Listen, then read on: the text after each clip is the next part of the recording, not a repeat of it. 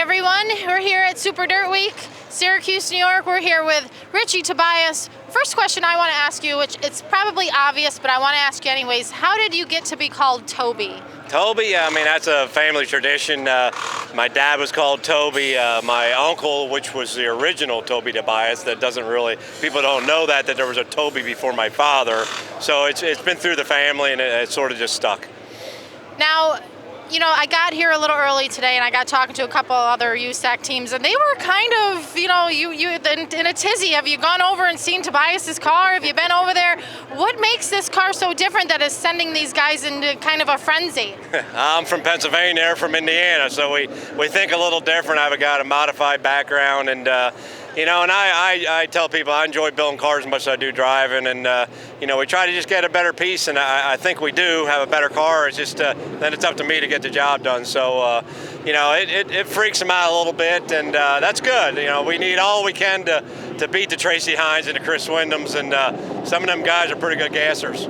Absolutely. Now, I've heard other interviews with you before where you're always someone to beat. You're always a threat to everyone, every track you go to. What does that take? What does it take to be that? That's part why I don't race as much as I used to. I'm the type of person I can't just race for fun. I got to race to win, and certainly you're not going to win every race. But we know we put our best foot forward, and we bought this car about 6 weeks ago. We bought it back as a car I ran before. So we feel we got our best foot forward. The engine feels good, and like I said, we want to be a threat everywhere, no matter what we run. If it's a champ car, a modified, or a speedster at my action track. And you're there to win. I'm there to win. So hopefully we can get a good enough car. It's going to be interesting racing with Stuart Friesen, and I think he'll have a good time with it. And like I said, this series is a great deal. I like it because driver means a big difference in this car. Yeah. Now, what would mean more to you? Would it mean more to you here at the mile having a USAC win, or will that modified win always mean the most important, mean the most? I think the modified win's got to mean the most. I tell people Syracuse just in a general, whatever it is, and I'm glad the World Racing Group brought it back to the tradition that it has been, and it's just one of them races that puts you to the epitome of your sport, and I was fortunate to win it along with my dad, and certainly be the first guy to win the modified, and then the open wheel portion of it would be cool. Now, you mentioned your dad. You've grown up in a very prominent racing family with a dad that was very well known and had achieved a lot. Is that heavy on your shoulders? Do you have something you have to prove? Do you have to hold this name, the Tobias name? Well, you know the feeling, so no, not really. It's interesting. I grew up racing. My father was killed in '78. I was 10 years old, so I sort of, which was good. I got a personality of my own, and my dad was a great person, great sportsmanship. I hope I inherited that. My style is quite different. My brother Ronnie was more like my dad as far as driving style. My brother Scott, he was very on the wild side, so hopefully I found a middle range there from all of them. But certainly I love the stories I hear from my father. Like I said, I was too young to really appreciate, but to live up to his legacy, like I said, to be able to win this modified race here back in '92, the same race, and just to win it out of DuQuoin, Illinois, a race that he wanted to win and never did, was cool. Awesome.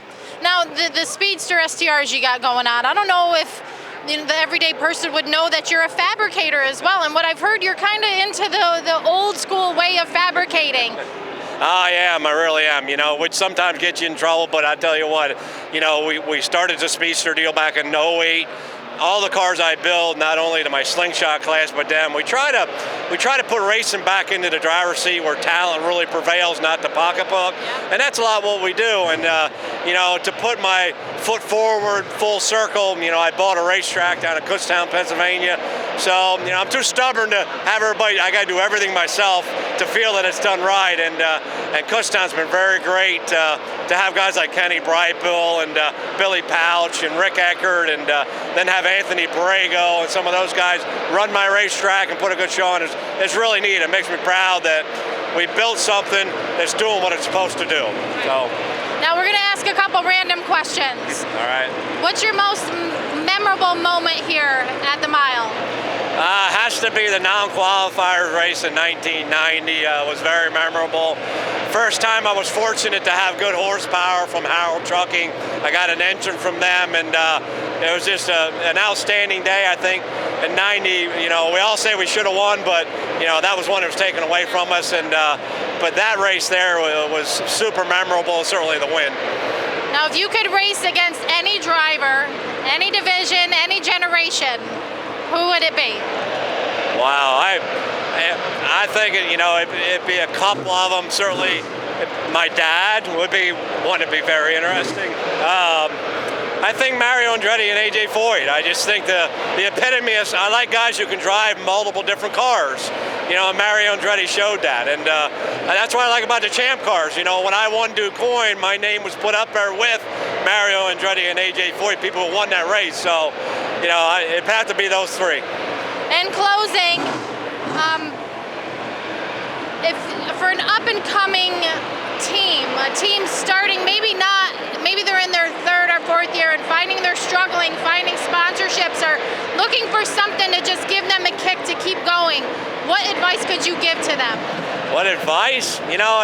If you truly feel that this sport's for you, and I explain to people many times, and I'm a realist with people, which is good. I tell people I don't play golf because I'm no good at it. So first you got to figure out if this is a sport for you. Like I said, and I feel like the guys like Anthony Perego and some of the up and young kids, I think the sport is for them. Just try hard if you really want to go all the way to, say NASCAR. You got to win in anything you're in. Sometimes you're not going to be in good equipment, and you got to make the most of that, like Kyle Larson did. Kyle Larson wasn't always in the best equipment, but you just can't sit back and complain that you got beat by better equipment. Nobody wants to hear that. They just want to see you win. So basically, you got to get in anything. You got to knuckle down, and you got to win in what you got. All right, Rich. Well, thank you very much for doing this interview for Race Pro Weekly. Good luck this weekend, and hopefully we'll see you in Victory Lane. All right, thank you. You're very welcome, folks. That's Richie Tobias here at Super Dirt Week, and I got to say, I'm looking forward to him hopefully being in Victory Lane.